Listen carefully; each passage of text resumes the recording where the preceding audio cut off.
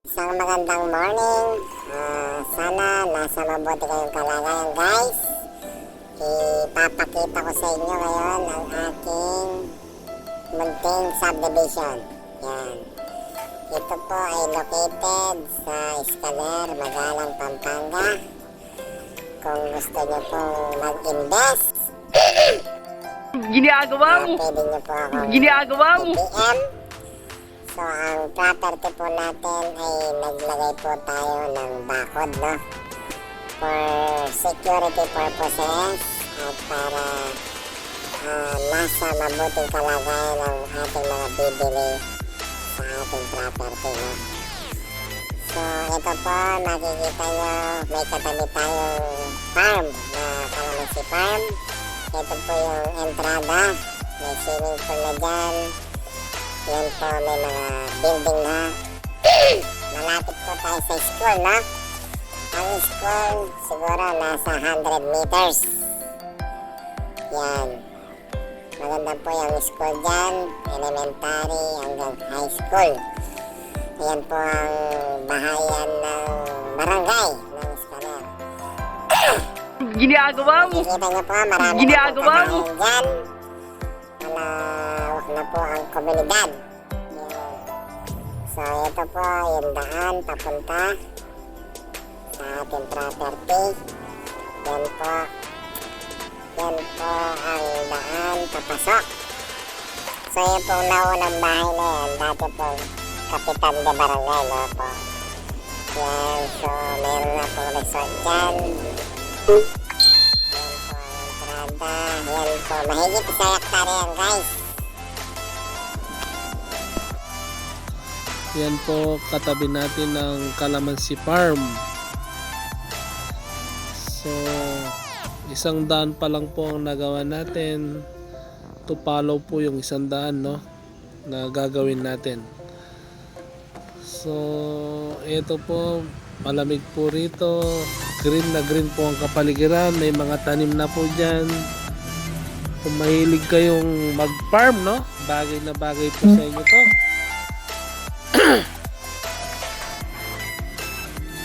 Ito po yung barangay ng Talimundok, no? Talimundok, Marimla, Concepcion. Bali katabing barangay po natin ang Escaler, Magalang, Pampanga. So, maluwang pa po ang mga lupa rito. Ito pong property ko ay nakatugma sa mga gustong mag-farm, katulad ng rest house.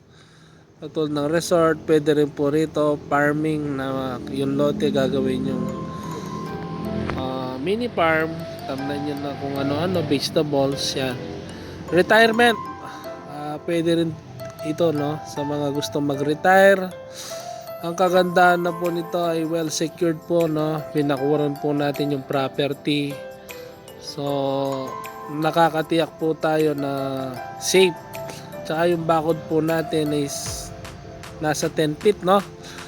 Pero wag po kayong mag-alala sa komunidad dito, no. Mababait po yung mga tao rito. Kagandaan, nandyan lang yung, kung may anak po tayo, nandyan lang yung school, 100 meters, walking distance. So yung Mount Arayat, no, hindi ko masyadong nakuha ng buo. Ayun po yung Mount Arayat.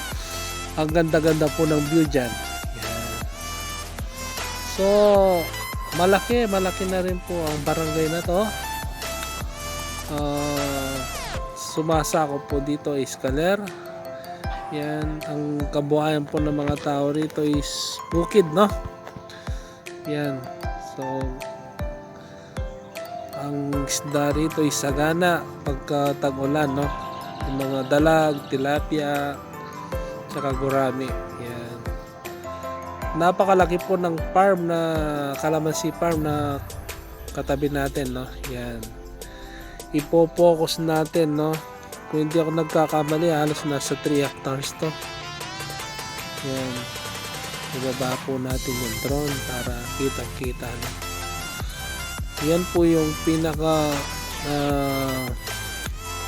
bahay ng may-ari. Ito pong nasa kaliwa. Yan, ang ganda po ng kanyang ano, no? Kalamansi. Kung dito kayo makaka-avail, mura po yung kalamansi rito. Hindi nyo na po problema ang sausawan, no? Toyo mansi. Yan. Ang ganda pong tignan sa impapawid ang kanyang ano, farm. Kalamansi farm. Ito po nagbakod na rin po, no? Ewan ko anong gagawin dyan.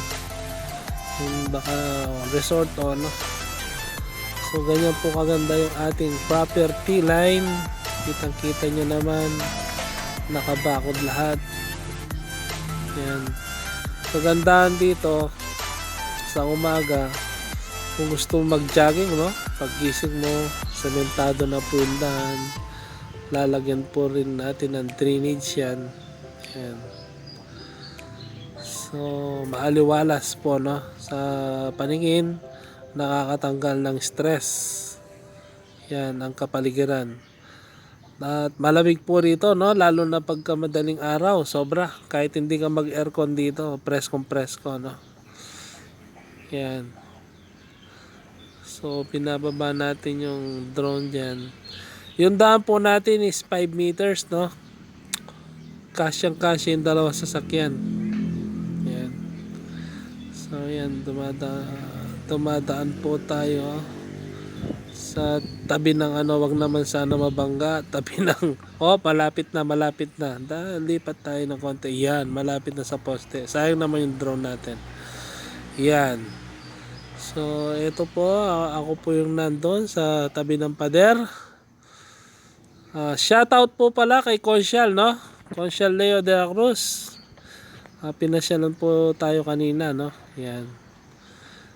So maya papunta na siya niyan. Kung hindi ako nagkakamali, malapit na siya. So ito yung entrada, no, ng ating property. Yan. Ayan na po si Consyal. Siya po yan, yung nakamotor, no. Kaibigan po natin yan. Isa sa mga mabuting mamamayan ng Scaler. Yan, si Consyal Leo de la Cruz. Yan. Ayan, kumakaway po siya. Hi, Consyal. Yan. Yan si Consyal. So, nagkukwento siya. Medyo malabong daw yung ano, yung damo. Sabi ko, tinatanong ko sa kanya kung di ba nagsusuga ng ano dyan, ng kambing. Sabi niya marami daw pinagsusugaan ngayon kaya hindi mo na masyadong pinupunta